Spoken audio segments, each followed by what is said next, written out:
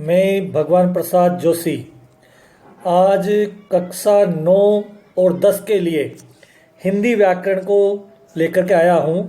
आप सभी हिंदी व्याकरण में हम पढ़ेंगे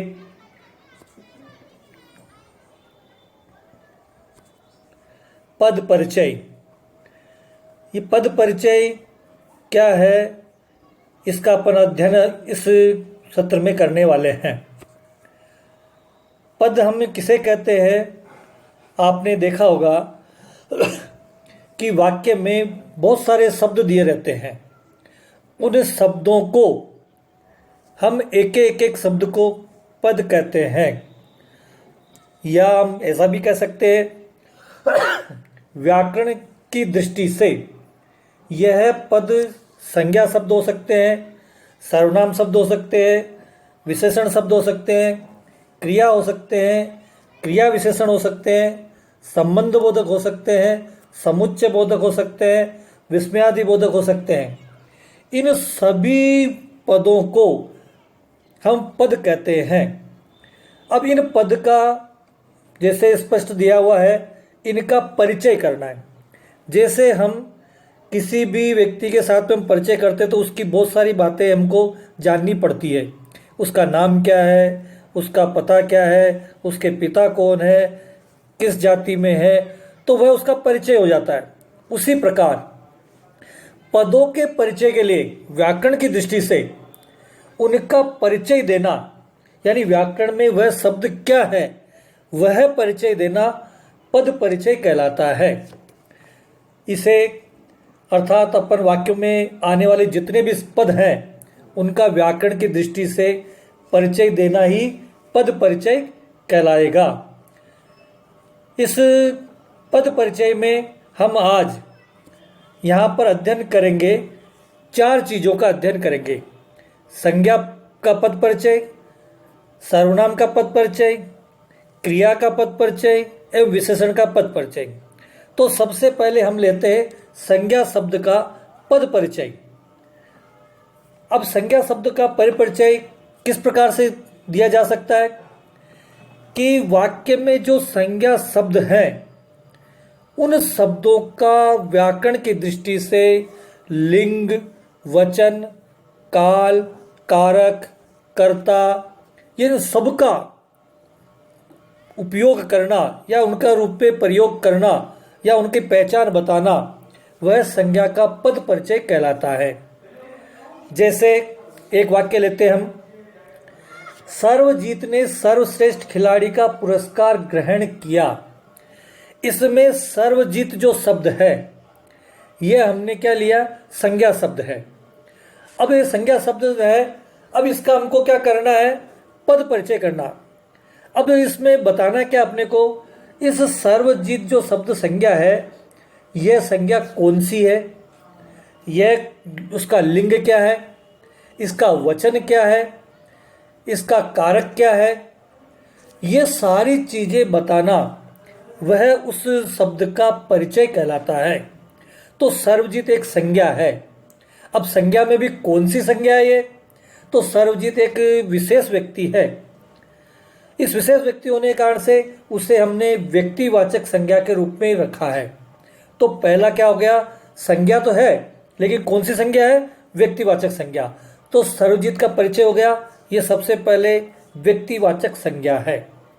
अब सर्वजीत क्या है, इसका लिंग क्या है? यह सर्वजीत पुल्लिंग है, यह इसका परिचय हो गया। अब इसका वचन क्या है? वचन है इसका एक वचन। फिर कारक क्या है इसका?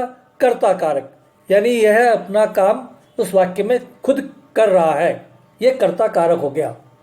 और ग्रहण क्रिया का कर्ता है।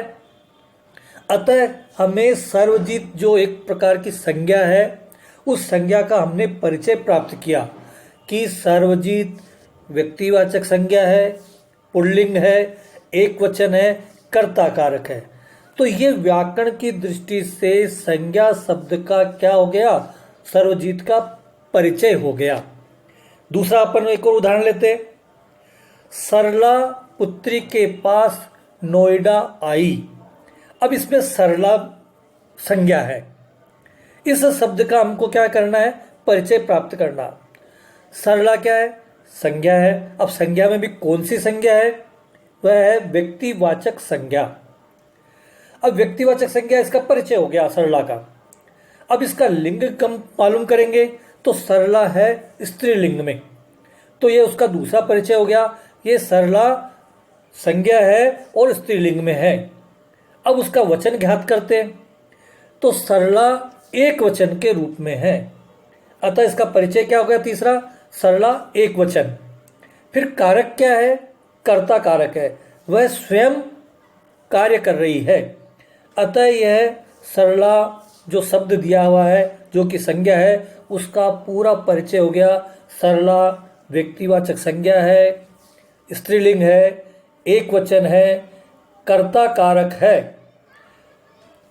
इस प्रकार हमारा इसका परिचय प्राप्त हो गया। अब इनका परिचय जो प्राप्त हमने किया है, इनमें हमको क्या क्या बातें ध्यान में रखनी है। जब भी कोई संज्ञा के शब्दों का परिचय प्राप्त करना है, उसमें संज्ञा का भेद बताना है कि कौन सा भेद है संज्ञा का, उसका लिंग बताना है, उसका वचन बताना है, कारक बताना है, और अन्य कोई संबंध है पद का अन्य पदों के साथ में तो उसका वह संबंध भी बताना है। तो यह संज्ञा का पद परिचय कहलाता है। अब संज्ञा का भेद कैसे होगा? 3 प्रकार से होती संज्ञा के भेद, व्यक्तिवाचक, जातिवाचक और भाववाचक। ये 3 प्रकार से संज्ञा का भेद किया जा सकता है। लिंग में पुल्लिंग और स्त्रीलिंग होता है, वचन में एक वचन और बहुवचन होता है। उसी प्रकार कारक में कर्ता कारक है, कर्म कारक है, करण कारक है, संप्रदान कारक है, अपादान कारक है, संबंध कारक है, अधिकरण कारक है, संबोधन कारक है। ये पूरे कारक का हो गया। अब पद का क्या है? जो शब्द हम जिसका ले रहे हैं उसका क्रिया और अन्य पदों से क्या संबंध है, तो वह सारा चीजें, इन 5 चीजों की जानकारी देना, यानी पद की 5 प्रकार की जानकारी देना, संज्ञा पदों की 5 प्रकार की जानकारी देना संज्ञा का पद परिचय हो जाएगा। इस प्रकार ये संज्ञा शब्दों का पद परिचय हुआ। अब हम आगे चलते हैं तो आता है सर्वनाम शब्द का पद परिचय। सर्वनाम शब्द किसे कहते हैं? वे शब्द जो संज्ञा शब्दों के स्थान पर काम में लिए जाते हैं या प्रयुक्त होते हैं। जहाँ जहाँ पे संज्ञा है उसके स्थान पे जो काम में लेते हैं शब्दों को, वो सर्वनाम बताते हैं। और वैसे का वैसा ही, जैसे संज्ञा शब्दों में अपन ने किया काम, वैसा ही सर्वनाम शब्दों में उनका परिचय बताना है। जैसे उदाहरण के लिए, वे खेल रहे हैं। अब वे का मतलब कौन खेल रहे हैं? वे, यानी कि संज्ञा शब्द के स्थान पर हमने वे का उपयोग किया, उसके बदले में हमने वे शब्द काम में लिया, तो वे शब्द जो हो गया वह सर्वनाम शब्द कहलाया। अब वे क्या है? संज्ञा तो है नहीं, ये सर्वनाम है। अब ये सर्वनाम है तो सर्वनाम का भी भेद कौन सा है वह हमको लिखना है। इसमें वे शब्द सर्वनाम का अन्य पुरुषवाचक सर्वनाम में आता है। अब वही बात जैसे संज्ञा शब्द में हमने लिया था, उसका लिंग क्या है? तो पुल्लिंग है। वचन क्या है? बहुवचन में है, वे मतलब बहुत सारे, और कर्ता कारक है, और क्रिया के साथ में उसका कर्ता बन रहा है, क्रिया का काम कर रहा है वो। तो यह सर्वनाम शब्द का पद परिचय हो गया। वैसे के वैसे जैसे संज्ञा शब्द में हमने किया, वैसे के वैसा ही सर्वनाम शब्दों में हमने इसका परिचय प्राप्त किया। ये व्याकरण की दृष्टि से सारा परिचय प्राप्त करना है, उनका परिचय देना है। ऐसे एक और उदाहरण, मैं पढ़कर बाजार जाऊंगी। मैं यानी कि ये सर्वनाम शब्द है, मैं के स्थान पे कोई नाम है नहीं, उसके स्थान पे हमने मैं का उपयोग किया, तो मैं एक सर्वनाम शब्द हो गया। अब सर्वनाम शब्द है तो ये कौन सा सर्वनाम शब्द है? सर्वनाम का भेद कौन सा है? उसमें पुरुषवाचक सर्वनाम है। पुरुषवाचक में भी उत्तम पुरुषवाचक सर्वनाम कहलाता है, ये उसमें आ गया। अब इसका वचन क्या होगा? एक वचन है, मैं माने खुद है, स्वयं है, अकेला है, तो एक वचन हो गया। स्त्रीलिंग है ये, और कर्ता कारक है, यानी क्रिया का कर्ता है। जाऊंगी, खुद जा रही है, इसलिए क्रिया का वह कर्ता है। तो यह सर्वनाम शब्दों का पद परिचय हुआ। अब अपने को अगर हमको ध्यान में करना हो, आपको ध्यान में होगा बोर्ड की परीक्षा में पद परिचय के रूप में 2 अंक का प्रश्न आता है। उसमें कहते हैं, एक या तो वाक्य दे देते हैं या अपने को कह देते हैं कि इसमें संज्ञा शब्दों का या सर्वनाम शब्दों का पद परिचय कीजिए। तो हमको छांटना पड़ेगा कि संज्ञा शब्द कौन सा है, सर्वनाम शब्द कौन सा है, या अन्य कोई हो, क्रिया हो तो क्रिया का हो, विशेषण हो तो विशेषण का ही पूछ सकते हैं। तो 2 नंबर का प्रश्न ये बनता है इस बोर्ड की परीक्षा में। अब ये सर्वनाम शब्दों का पद परिचय करने में हम किन किन बातों का ध्यान रखना चाहिए? सबसे पहले सर्वनाम का जो भेद होगा वो बताना पड़ेगा, उसका लिंग बताना पड़ेगा, वचन बताना पड़ेगा, कारक बताना पड़ेगा, और सर्वनाम शब्द का पद का क्रिया और अन्य पदों से जो संबंध है वह संबंध हमको बताना पड़ेगा। जैसे हमने संज्ञा में किया वैसे के वैसे हमने सर्वनाम शब्दों में किया। अब तीसरा हमारे पास में आता है पद परिचय में कि विशेषण शब्द का पद परिचय। विशेषण का मतलब है जिन शब्दों से उसकी के गुण विशेषता ये प्रकट होती है वो विशेषण शब्द कहलाते हैं। उन विशेषण शब्दों का भी हमको परिचय प्राप्त करना है। अब वो कैसे करेंगे? आपने देखा होगा कि जैसे हम बोलते हैं आज बहुत गर्मी है, तो ये जो गर्मी शब्द है, आज बहुत गर्म है, जो गर्म शब्द है वह गर्म जो है वह विशेषण हो गया। गर्मी तो संज्ञा में चली जाएगी, लेकिन गर्म जो शब्द है वह विशेषण में आ गया। हम यहाँ एक उदाहरण लेते हैं। हमारी अध्यापिका पीला गुलाब पसंद करती है। अब यहाँ पर उसका गुण विशेषता क्या है? कौन सा गुलाब? पीला गुलाब। तो ये उसकी विशेषता हो गई। गुलाब की विशेषता क्या है? पीला गुलाब या नीला गुलाब या गुलाबी गुलाब, यह उसकी विशेषता हो गई। अब पीला जो शब्द है, आपके बोर्ड की क्लास में भी, बोर्ड की परीक्षा में भी आपके वाक्य दिया रहता है, उसमें आपको दिया जाएगा कि इसमें विशेषण शब्द का पद परिचय बता दीजिए। तो आपको क्या करना पड़ेगा? सबसे पहले अपने विशेषण शब्द छांटना पड़ेगा। जैसे इसमें हमने छांटा है पीला। अब पीला जो शब्द है इसका हमको परिचय प्राप्त करना, वो कैसे करेंगे? अब पीला शब्द विशेषण है, तो विशेषण कौन सा है, विशेषण का भेद कौन सा है, वह भेद हमको यहाँ लिखना पड़ेगा। जैसे पीला जो विशेषण है वह गुणवाचक विशेषण है, तो यहाँ पर उसका परिचय क्या हुआ कि पीला गुणवाचक विशेषण है। उसी प्रकार इसका लिंग बताना अपने को, तो लिंग में कौन सा है? पीला।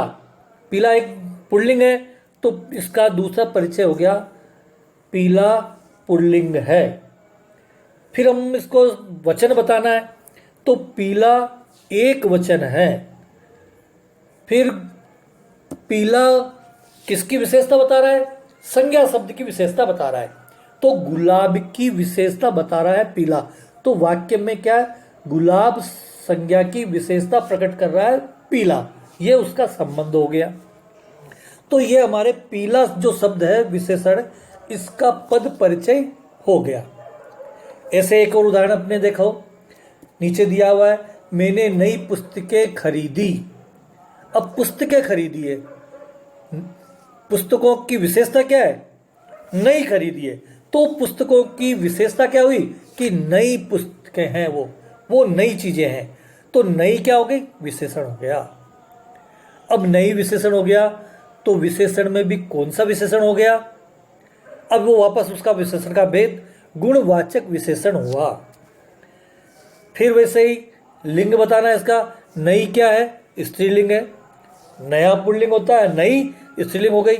ऐसे ही वचन क्या है, बहुवचन है। और जो पुस्तकें खरीदी है वह संज्ञा की विशेषता बताती है। पुस्तकें संज्ञा है और उसकी विशेषता है नहीं, ये उसका वाक्य के साथ में उसका संबंध हुआ। तो ये विशेषण का जो पद परिचय है अपने जानकारी की। अब इसमें हमको वही बातें ध्यान में रखनी है जैसे हमने संज्ञा में रखी है, सर्वनाम में रखी है, वही बात यहाँ ध्यान रखनी है अपने को।